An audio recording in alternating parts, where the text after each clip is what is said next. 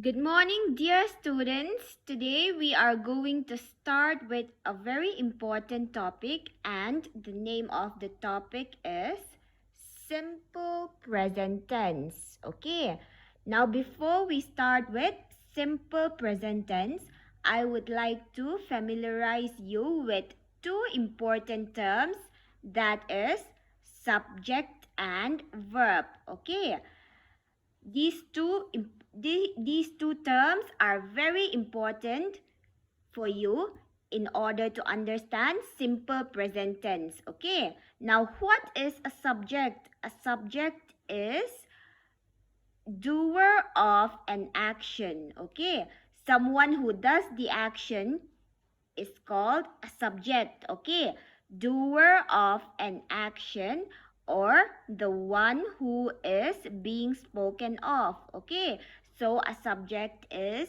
doer of an action, or the one who is being spoken of. It means someone whom we are speaking about. Okay, so the person who is doing the action, or the person who we are speaking about, okay, is called the subject. Now let's look at a few examples. Okay, the first sentence, I eat food. Now who is performing this action, eat? I, isn't it? I is performing the action eat. So I is the subject. We are talking about I in this sentence. So I is the subject. Okay. The next sentence. The sky is blue. What are we talking about here in this sentence? What is blue?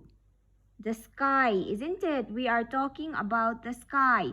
So the sky is the subject. The next sentence, Ria is sleeping. Now, who is performing this action, sleeping?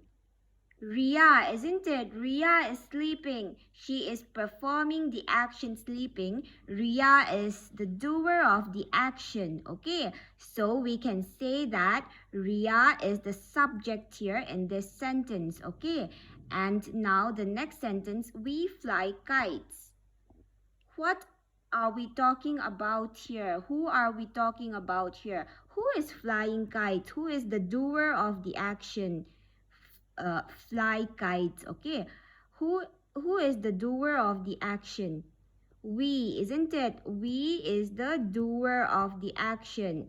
So we can say that we is the subject here in this sentence. Okay. We is doing the action fly, isn't it? Who is doing the action fly? We, isn't it? So we can say that we is the subject here in this sentence. Okay. Now I will repeat again. Okay. Subject is the doer of an action. It means someone or somebody who is performing the action, who is doing the action. Okay. Or the one who is being spoken of, or the one about whom we speak, about whom we talk about. Okay, that is the subject. I eat food. Who is doing the action? I is doing the action eat. So I is the subject here in this sentence. The sky is blue. We are talking about the sky, isn't it? So the sky is the subject here in this sentence. Next, Ria is sleeping. Who is performing the action sleeping? Ria. So Ria is the subject here in this sentence. We fly kites. Who is performing the action fly? We, isn't it? So we is the subject here in this sentence. So this is the first important term that you learn today, that is subject. Okay, so there is another equally important term that you need to know, and that is verb. Okay, I want everyone to listen to me carefully. So, dear students, in the previous classes, we have learned that action words are called verbs, isn't it? And verbs are doing words, right? Verbs are the words which perform some actions, isn't it? Like eat, run, go, sleep, walk, dance, and so on. There are so many verbs, isn't it? And all these are action. So these action words are called verbs, isn't it? And here you can see that these action words, they can be singular or plural, okay? Like in nouns, we have learned that boy is singular and boys is plural, isn't it? And leave is singular and lives is plural. So, in the same way, these action words, these verbs can either be singular verb or plural verb, okay? But here we are talking about singular and plural form of verbs, okay? And here the rule is entirely different. You don't add s, okay? We are talking about singular verbs and plural verbs, so the rule will be entirely different. Here, listen to me very carefully, okay? Singular verb is the verb which has s, es or ies added to it, okay? Singular verb is the verb which has s, es or ies added to it, okay? So here I will give you examples, okay? Plays. So here in this word, plays is a verb. Play is a verb. We have added s to it. So this plays, okay, it is a singular verb. Plays, we have added s to it and it is a singular verb, okay. Next is washes. Actually, the verb is wash and we have added es to it, washes. So, this verb is a singular verb again, okay? Next is flies. The actual verb is fly.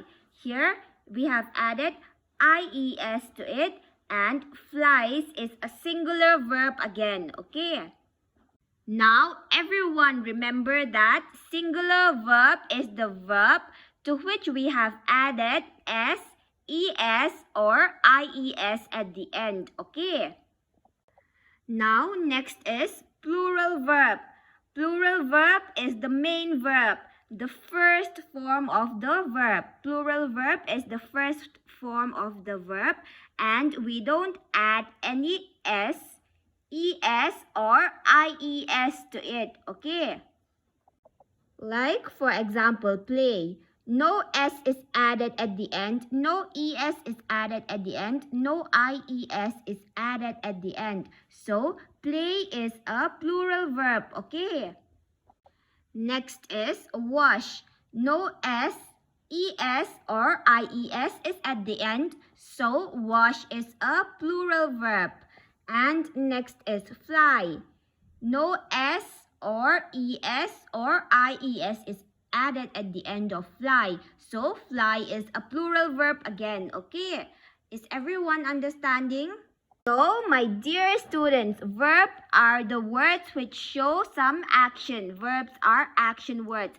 And these action words, these verbs can be singular verb or plural verb, okay?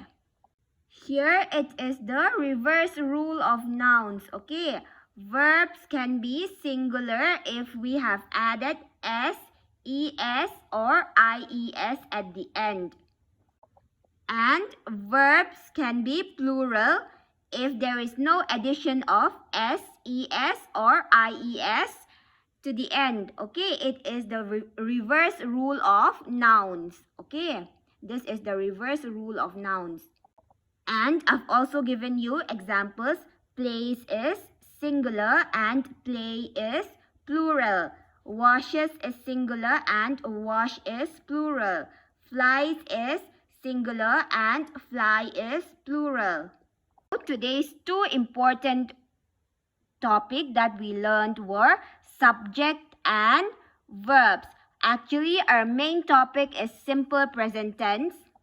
But before that, you need to learn these two important terms, subject and verb. Okay, in order to understand simple present tense, we have to learn subject and verb first. Okay, I hope everyone understood today's lesson. That subject is the doer of an action and verb is the action word. Okay. That's all for today. Thank you.